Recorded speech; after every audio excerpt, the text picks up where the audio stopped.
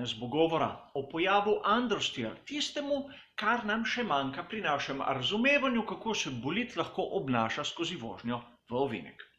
O sami vožnji skozi ovinek in o oversteeru sta že dva posebna prispevka. Bližnjico do njih dobite seveda v opisu. In tiste stvari, ki so razložene tam, seveda ne bom tu ponavljal še enkrat.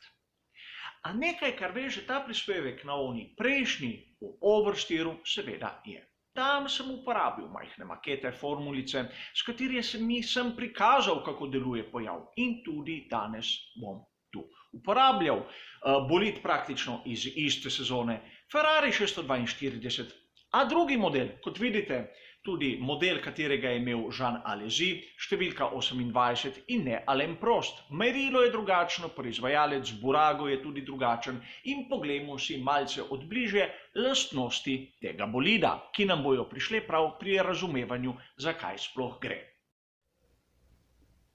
Kot vidite, si bom tudi danes pomagal s Ferrarijem 642, a tokrat tistim, ki ga je rabil Jean Alesi leta 1991.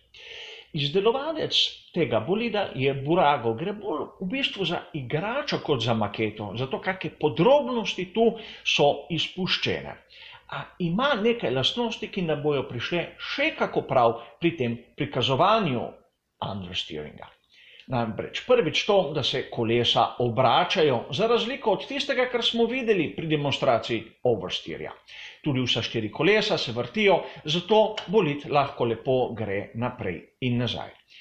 In čeprav zgleda dokaj cenen množičen izdelek, ima kar nekaj lastnosti, katere so omembe vredne, naprimer prednji, zadnji aerodinamični profil, sta v tisti konfiguraciji, ki je dokaj realistična, ima tudi narejen difuzor, kar nam bo prišlo še kako prav pri nekaterih drugih prikazovanjih. A vrnimo se raje k tem, kaj sploh je understeer, kako deluje in potem si bomo to pogledali na praktičnem primeru. Poenostavljeno povedano, do understeera pride v tistem trenutku, ko so prednja kolesa obrnjena v smer ovinka, a pnevmatike nimajo dovolj oprijema. Zaradi prevelike hitrosti, previsokega kota, premajhnega aerodinamičnega oprijema, vsega skupaj ali naprimer še lahko lastnosti asfaltov, nešteto vzrokov je lahko.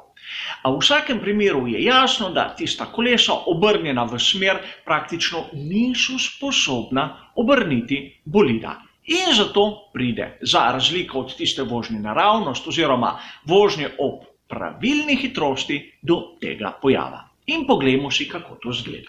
In razumeti moramo še nekaj, preden začnemo s to poenostavljeno demonstracijo, da kljub temu, da pogostokrat tudi sam govorim o mehanskem oprijemu, kar lahko vidimo kot vzmetenje, vpetje in tako naprej, ter aerodinamičnem oprijemu, kar bi lahko ponazorili s prednjim, zadnjim aerodinamičnim profilom, z ravnim dnom in tako naprej, je edini del bolida, kateri ima stik s podlago, pnevmatika.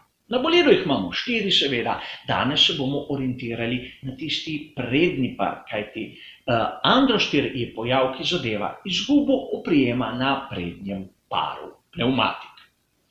Zato je tudi nekako jasno povedati, kako se to zgodi pri vstopu v ovinek. Namreč predstavljamo si, da naš voznik hoče svojim bolidom zaviti. V bolidu ima volan, ga obrne in kot vidimo, kolesa spremenijo kot. In ker ima na prednjem paru koles dovolj velik oprijem, ni težav pri spremembi smeri, namreč zavije in zvozi ovinek. A po drugi strani, ukolikor gre prehitro oziroma zaradi bilo katerega drugega razloga nima dovolj dobrega oprijema na prednjem paru koles, lahko obrne volan, kolesa se bodo lahko obrnila, a bolid ne bo zavil, šel bo lepo premočrtno naravnost proti zunanjemu delu proge, kjer bo lahko tudi zletel s proge. Voznik bo skušal zavirati, tako znižati tisto hitrost, pridobiti oprijem in bistveno bolj počasi zvoziti ovinek. Če zaključimo na kratko, understeer je pojav, ki je dokaj naraven pri bolidih Formule 1 in nekako se vidi najbolj pogosto, ko je v žargonu preneseno nekdo v ovinku dolg, ko zamudi tisto točko zaviranja in nekako gre naravnost čez tisti apeks ovinka proti zunanji strani s prednjim delom. Izgubi praktično volan in edina varianta, kako se lahko reši, je ta, da zniža hitrost. Ko zniža hitrost, v bistvu je tista točka, kjer zgubi oprijem, bistveno bolj na drugi strani, bistveno je lažje za pneumatiko, da obdrži tisti oprijem in zato seveda bolid lahko zavije. A razumeti moramo, da če to naredi, zgubi na času. Understeer za razliko od oversteerja je zelo nezaželen pojav, kajti, kot smo razumeli, nima voznik volana, nima bolida pod kontrolo. Rahel oversteer še lahko nekako kontrolira s svojim talentom, understeer pa skoraj da ne. Zato je kot ena izmed tistih lastnosti bolida izmed najmanj zaželenih. Toliko na hitro o tem pojavu. Hvala za vašo pozornost ter seveda nasvidenje.